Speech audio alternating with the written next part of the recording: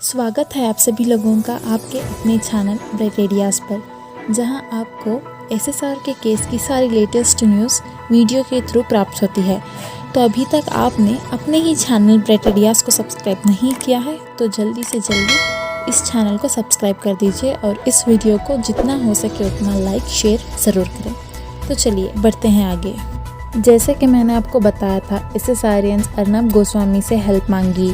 इसी तरह उन्होंने बहुत सारे लोगों से हेल्प मांगी। अब आखिरकार वो थक चुके हैं, इसीलिए आखिरकार अब उन्होंने मोदी जी से हेल्प मांगी है। तो मैं आपको इसी बारे में इस वीडियो में बात करूंगी।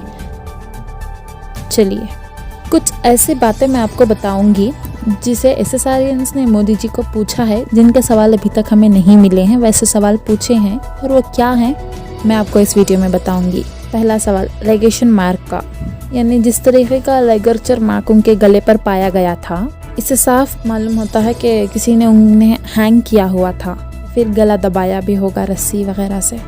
इसके अलावा उनके बॉडी पर जो निशान थे उसके बारे में भी लोगों ने पीएम मोदी से सवाल पूछे हैं।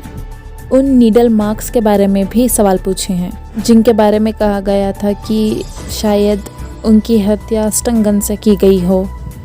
एक आंख उनकी बंद थी और एक आंख खुली हुई थी, मतलब थोड़ी खुली हुई थी एक आंख। उसको लेकर भी सवाल पूछे गए हैं।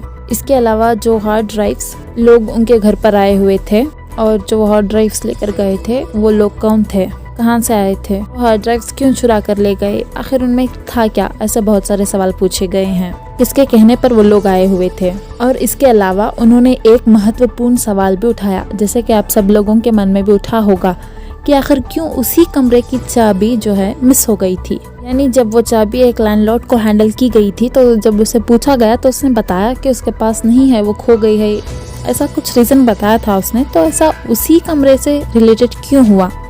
जी हाँ, जब तक वो फ्लैट था तब तक चाबी थी, जब वो फ्लैट खाली किया गया तब चाबी गुम गई, जिसमें सुशांत सिंह राजपूत का शव पाया गया था, यानी उनकी डेड बॉडी प्राप्त की गई थी, वो कमरे की चाबी खो गई थी, यानी मिली नहीं। एक और सवाल है, मॉर्चरी में विजिट करने की रिया चक्रवर्ती को किसने इजाज़त दी, यानी परमिशन उन्हें किसने दी और वो क्यों विजिट कर रही है वहाँ पर, क्या है ये सब सवाल एसएसआरियंस ने पूछे गए हैं।